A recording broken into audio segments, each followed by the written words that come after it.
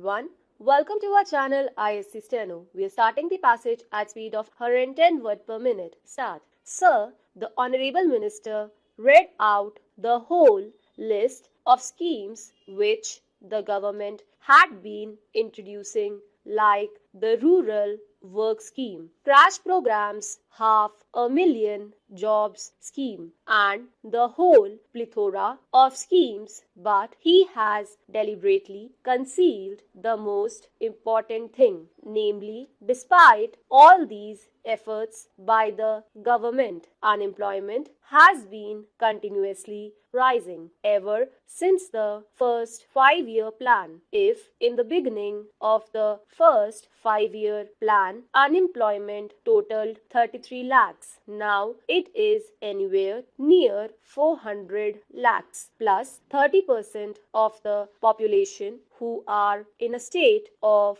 disguised unemployment. Unemployment problem is continuously getting aggravated despite all the crash programs, despite all the rural works program that have been undertaken so far. I am tempted to say this because the Honorable Minister has deliberately used the details of the various schemes of the government only to conceal the main point, that the government has utterly failed to solve the problem of unemployment. Whatever they have done has been a drop in the ocean, and the unemployment problem continues to be aggravated. You may be putting a few crores of rupees here and there in the name of solving unemployment problem, but in fact whatever money you have put in the unemployment schemes has been frittered away by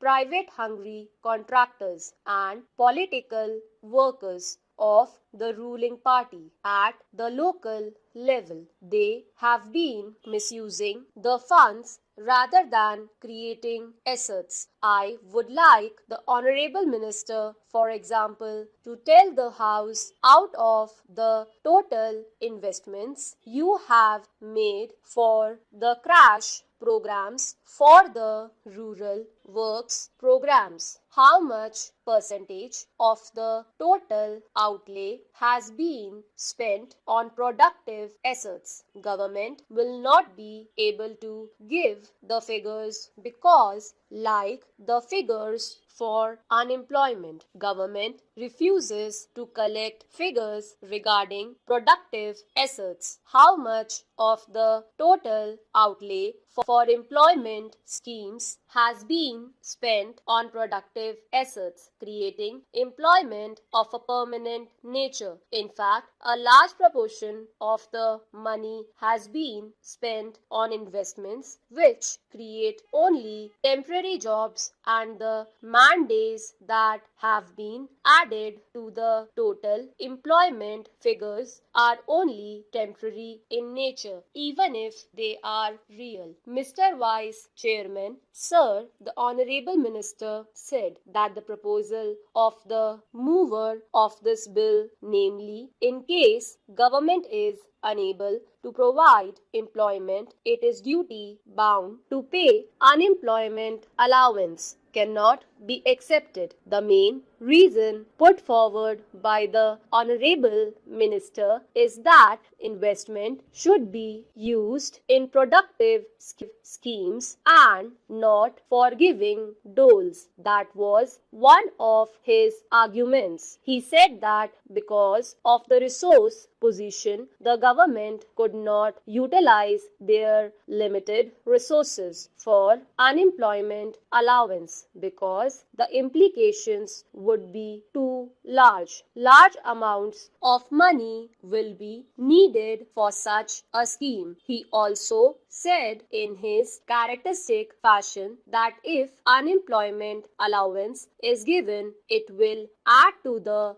inflationary pressure. I fail to understand his logic because unemployment allowance can add to inflationary pressure only in a situation where such resources have been created by deficit financing, or in a situation where unemployment allowance is given without commensurate development activity. It is true that in a period of inflation, in a period of economic stagnation as we are having today, any disbursement of money from deficit financing will add to inflation. The mover of the motion or anybody else did not demand such an allowance to be distributed. We demand that while the economic crisis should be solved by changing the economic policies of the government